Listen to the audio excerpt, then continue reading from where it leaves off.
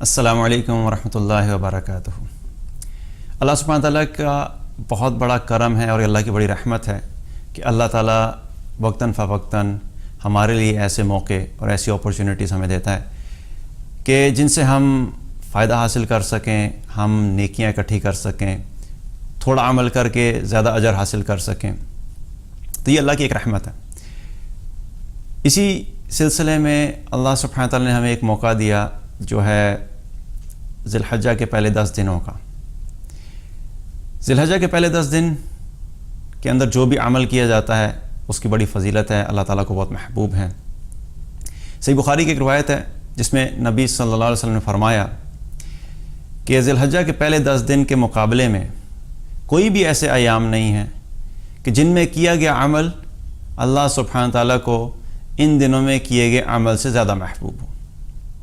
تو جب آپ صلی اللہ علیہ وسلم نے یہ فرمایا تو صحابہ نے عرض کیا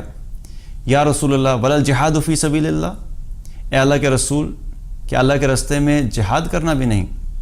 تو آپ صلی اللہ علیہ وسلم نے فرمایا ولا الجہاد فی سبیل اللہ، کہ اللہ کے راستے میں جہاد کرنا بھی نہیں، سوائے اس شخص کے کہ جو اپنا مال اور اپنی جان لے کر نکلا اور کچھ بھی لے کے واپس نہیں آیا،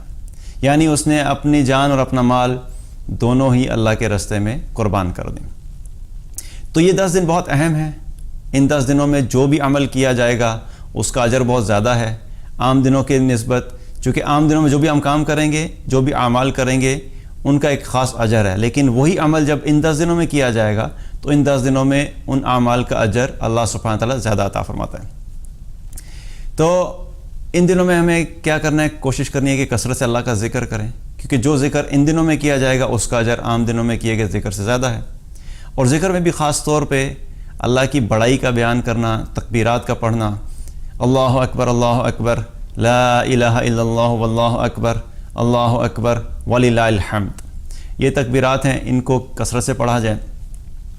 اور اس کے علاوہ بھی جو بھی اذکار کرنے ہیں ان کی جو عام دنوں میں جتنا ہم ذکر کرتے ہیں ہمیں اس عام دنوں کی نسبت ان دنوں میں ذکر کو زیادہ کرنا ہے۔ اسی طریقے سے نفلی نمازوں کا اہتمام، نوافل پڑھنے کا اہتمام،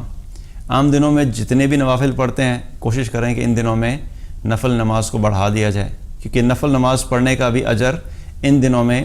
عام دنوں کی نسبت زیادہ ملے گا۔ اسی طریقے سے نفلی روزہ رکھنا، کوشش یہ کی جائے کہ پہلی ذی الحجہ سے لے کے 9ویں تک جو 9 دن بنتے ہیں ان 9 دنوں میں روزہ رکھ لیا جائے۔ اگر 9 دن روزہ رکھنے کی استطاعت نہیں ہے یا 9 دن روزہ رکھنے میں کوئی مشکل ہے تو اپنی خوشی سے جتنے دن روزہ رکھ سکتے ہیں روزہ رکھ لیجئے۔ اور میں خوشی سے اس لیے کہہ رہا ہوں کیونکہ نفلی عبادت کا مقصد یہی ہوتا ہے کہ انسان اپنی خوشی سے اللہ کی رضا کے لیے کوئی عمل کرنا چاہتا ہے جو کہ ایکسٹرا ہے، کیونکہ فرض تو کرنا ہی کرنا ہے،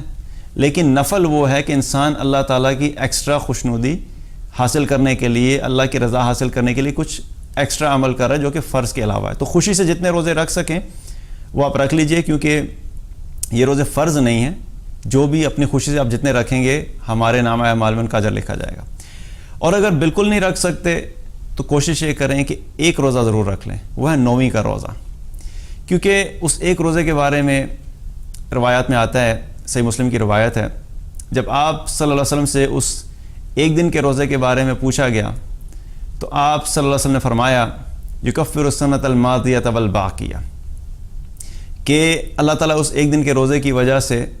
پچھلے 1 سال کے اور آئندہ آنے والے 1 سال کے گناہوں کو معاف کر دیتا ہے۔ تو وہ ایک دن کا روزہ ہمارے پچھلے 1 سال کے گناہ اور آئندہ آنے والے 1 سال کے گناہوں کا کفارہ بن جاتا ہے۔ تو اس سے مراد جو ہے وہ صغیرہ گناہ ہیں، اللہ تعالیٰ ہمارے 1 سال پہلے کے اور 1 سال آئندہ آنے والے 1 سال کے صغیرہ گناہوں کو معاف کر دیتا ہے۔ کبیرہ گناہوں کے لیے توبہ لازمی شرط ہے۔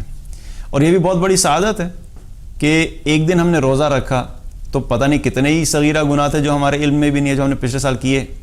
اور اس سے بڑھ کے اللہ کی رحمت کیا ہے کہ ابھی آئندہ 1 سال جو آنا ہے اس میں کیا گناہ ہوں گے ہمیں پتہ بھی نہیں ہے، لیکن اللہ سبحانہ تعالیٰ ایڈوانس میں ہی ہمارے ان گناہوں کو وائپ آؤٹ کر دے گا کہ جو آئندہ آنے والے سال میں گناہ ہونے ہیں، صغیرہ گناہ، اللہ سبحانہ تعالیٰ اس ایک روزے کی وجہ سے ہمارے ان گناہوں کو بھی معاف کر دے گا۔ تو نفلی روزوں کا بھی اہتمام کیا جائے اور اس کے ساتھ ساتھ قرآن کی تلاوت کثرت سے کی جائے، کیونکہ قرآن کی تلاوت کا اجر بھی ان دنوں میں جو تلاوت کی جائے گی اس کا اجر عام دنوں میں کرنے کی نسبت زیادہ ہے۔ اور اسی طریقے سے صدقات کا اہتمام کیا جائے، عام دنوں میں جتنا صدقہ کیا جاتا ہے ان دنوں میں بڑھا دیا جائے، کیونکہ ان دنوں میں کیا گیا صدقہ اس کا اجر عام دنوں میں کیے گئے صدقے کی نسبت زیادہ ہے۔ تو جتنی ہماری استطاعت ہے، جتنی زیادہ ہم اپنی کوشش کریں گے، جتنی مشقت سے ہم جو زیادہ اعمال کریں گے وہ ہمارے نامہ اعمال میں اللہ سبحانہ تعالیٰ بڑھا چڑھا کے لکھ دے گا۔